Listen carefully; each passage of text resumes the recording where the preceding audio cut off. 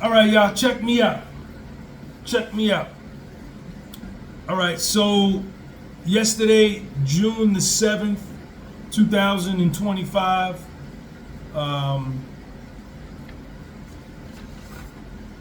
Alexandra Shapiro filed a second request for a mistrial. I'm going to put the link to this document underneath this video in the description section, and I'm going to try to put it down in the comment section so you can read it for yourself. It's about a 6-page document, and I'm going to read some of it with you. Shout out to Alexandra Shapiro. Met her down at the court. Dear Judge Subramanian, the defense respectfully submits this letter in support of its renewed motion for a mistrial based on prosecutorial misconduct. When the introduction of perjured testimony results in a criminal conviction and, quote unquote, the prosecution knew or should have known of the perjury, the conviction must be set aside if there is any reasonable likelihood that the false testimony could have affected the judgment of the jury. Now, next she cites case law, United States versus Wallach, United States versus Walters. Moreover, the prosecutor's knowing use of perjured testimony can violate the due process clause even if it only undermines a witness's credibility. Here's another case, United States versus Cromartie. As the Supreme Court has explained, a lie is a lie, no matter what its subject.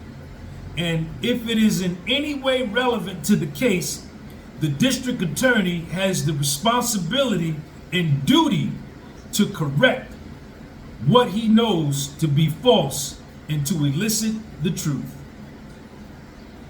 So these are all case law that she cited. I want you to get this document and read it for yourself. As explained below, in this trial, the government has presented testimony that it knew or should have known was materially false related to its allegation that Mr. Combs dangled Brianna Bongolan from the balcony of Cassie Ventura's apartment in September of 2016. Now we know that in Cassie's civil suit, Cassie said it was at a hotel.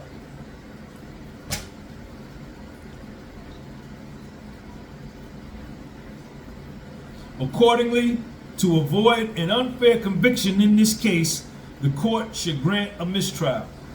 The government contends the alleged balcony incident is relevant because it shows Mr. Combs' violence directed not only at Cassie, but to other people around Cassie. She is aware of this violence, and because of her awareness, it goes to coercion.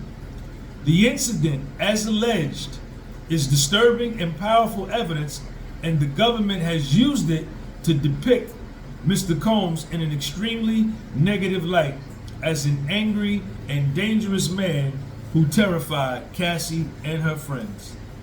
The prosecutors elicited evidence from this allegation from both Cassie and Brianna Bongolan that is demonstrably false in key respects. Then the prosecution doubled down using this false testimony to obtain a ruling admitting inadmissible hearsay evidence about it as well, all to present a false narrative to the jury. The government started by eliciting testimony from Cassie about the allegation that cannot be true. Cassie said she actually saw Puffy holding Brianna over the balcony railings. This is her testimony. I saw him bring her back over the railing of the balcony and then throw her onto the patio furniture. Yet the prosecutors knew she had not actually seen what she described, because they had in their possession a text conversation demonstrating that Cassie was told about the alleged incident by another unidentified person. Hey, this is the text message that they entered into evidence. Hey, I just found out some crazy shit. I'm just finding out right now, quote unquote.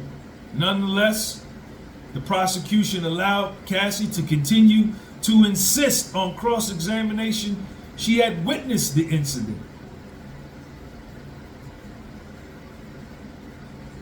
Question to Cassie by Cross. And you testified that you saw him throw her onto the patio furniture, right? Cassie. Yep. He brought her back over the balcony and he threw her down. She persisted in this story even after she was confronted by the text messages. Cassie, isn't it true that you learned about this incident on the balcony after the fact? Cassie's answer, I saw what I saw, so I don't know. Question, has the government, in your preparation for your testimony in this case, gone over this message with you? Cassie's answer, no, not this one. Thus, the government left the jury with the false impression that Cassie saw Puffy dangle her friend over the balcony and that this made her fearful of him, when in fact, if there was any incident, Cassie merely heard about it afterwards, considerably lessening any probative value as to her state of mind. Next, the government doubled down by presenting perjured testimony from Bongolan intended to corroborate Cassie's false testimony. Bongolan claimed Combs lifted her up and held her feet on the balcony railing, and that this caused injuries to the back of my leg and back and neck pain. Bongolan was very definitive about these injuries, and particularly the bruise to her leg, which was one of the details that stick out in her mind. Here is the subscript. Let me read this part to you. So, Cassie is lying, perjured herself on the stand by saying that this happened in an apartment. Yet in her civil suit, she says it happens at a hotel.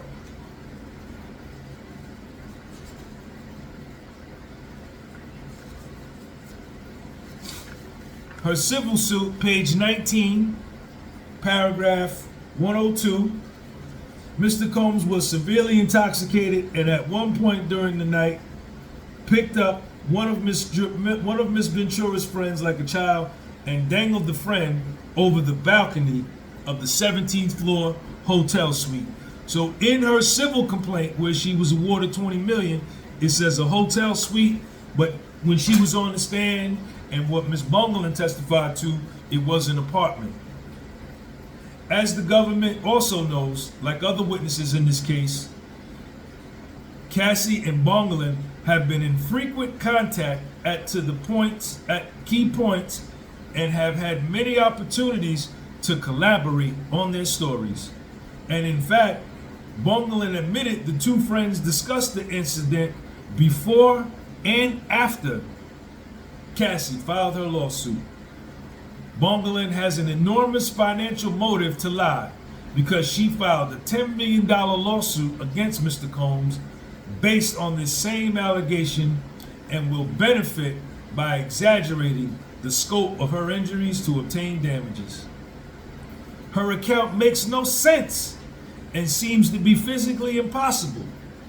Mr. Combs is only about 6 feet tall, and even if he is bigger than her, he is not tall enough to have been able to hold a shorter adult by her armpits so high that her feet would have been on the balcony railing, as Bongolan testified.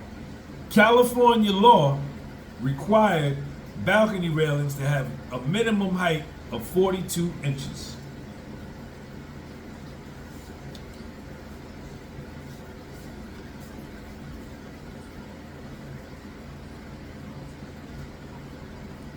The government next introduced photographs of the injuries Ms. Bongolan supposedly sustained at the hands of Mr. Combs. You got some stuff redacted. including GXX35, a photo depicting the leg injury taken on September 26, 2016 at 9:45 in the morning. Ms. Bongolan testified that she took the photos of her leg injury around the time indicated in the exhibit, that she did so the same day as the incident, and that she got that injury from being thrown onto the balcony furniture. On cross-examination, she confirmed that the balcony incident happened early in the morning, that the photo of the leg bruise was taken later that day, and that the injuries to her back and her leg happened on the same day. The government then introduced photographs of the injuries supposedly sustained at the hands of Mr. Combs during the incident. Check this out. You can't make this up. The government knew or should have known this testimony was perjured, and that Ms. Bongolan could not possibly have been injured by Mr. Combs on a Los Angeles balcony in the early mornings of September 26, or even the day before that. The government has long known that Mr. Combs was on the East Coast in late September, and specifically at around the time of the alleged incident. The government knew that he had stayed at Trump Hotel in New York City between September 24th and September 29th, 2016. In fact, the government had marked as an exhibit the records of this hotel stay, which are now in evidence. And it has had other evidence in its possession for some time showing Puffy's travel schedule and proving that he was on the East Coast when it told the jury he dangled Miss Bongolan over a balcony in front of Cassie. So the prosecutors had proof that Puffy was on the East Coast. They had copies of his receipts to the Trump Hotel. The government had this information, yet they still persisted with getting Cassie to admit to this event and getting Bongolan to admit to this event. They knew. The prosecution knew and went forward with it anyway. Redacted. What's more, when the defense began to expose the perjury on cross-examination, the government repeatedly attempted to disrupt the cross with unfounded objections and requests for sidebars. Sidebar, sidebar, sidebar, sidebar. Puffy was in Los Angeles and New York at the same time. Yeah, sidebar. And unfounded claims, such as the proper leading questions meant to defense counsel, was testified. Then, despite having elicited Ventura's false testimony and having directly witnessed the alleged incident, the government persuaded the court to admit the hearsay text messages with quorum describing what Cassie had found out from someone else, despite having elicited perjurious testimony from Ventura claiming he saw the alleged conduct. All of this was highly improper and exacerbated the harm caused by suborning the perjured testimony. It bears emphasis that the use of the perjured testimony regarding the balcony incident is just one example of the prosecutorial misconduct during this trial. The defense previously moved for a mistrial based on the improper line of questioning related to the 2012 destruction of fingerprints provided by Kid Cudi to the LAPD. As the court will recall, the defense argued that the government's motive in eliciting this testimony was to create an unfounded and highly prejudicial inference that Puffy somehow had corruptly arranged for the destruction of the fingerprints. The government claimed that was not the purpose of its questions, and the court denied the motion and instead gave a narrow, limiting instruction. However, it became apparent shortly thereafter during the questioning of Mia, the very next day, that in fact the government's motive all along must have been to suggest that Mr. Combs had corrupt influence over the LAPD authorities when it tried to create the impression that he was responsible for the destruction of the fingerprints.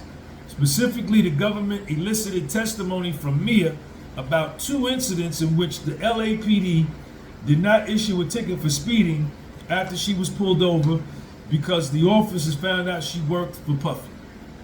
In one case, Mia got pulled over for speeding, name dropped that her boss was Puffy, and got him on the phone, after which the officer was saying like, "Oh my God, Puff Daddy, I love you." Just went into this whole very excited conversation, and then she let me go. The second time, Combs was in the car, and once they saw Puff, they were like, "Oh, my bad, yeah," and left us alone. The prosecutor took special care to emphasize that these incidents occurred in Los Angeles. Question: what city did these interactions with the police occur in? Mia, LA. These incidents in isolation seem like benign examples of police giving lenient treatment to popular, famous people, coupled with the sinister implications of the fingerprint destruction. However, they create a strong implication that the reason Mia, and as the government would surely argue over alleged victims, didn't go to the police was because of Mr. Puffy's corrupt influence over the police and the LAPD in particular. In other words, the subsequent questioning of Mia, even if itself permissible, further corroborates that the government's real purpose in questioning the fire inspector, Lance Jimenez, was to improperly suggest that Mr. Combs corruptly caused the destruction of the fingerprints. This constitutes another instance of prosecutorial misconduct. Accordingly, the court should grant a mistrial based on prosecutorial misconduct. Alexandra Shapiro, Mark Agnifilo, Anna Esteveo, Brian Steele, Xavier Donaldson, Nicole Westmoreland.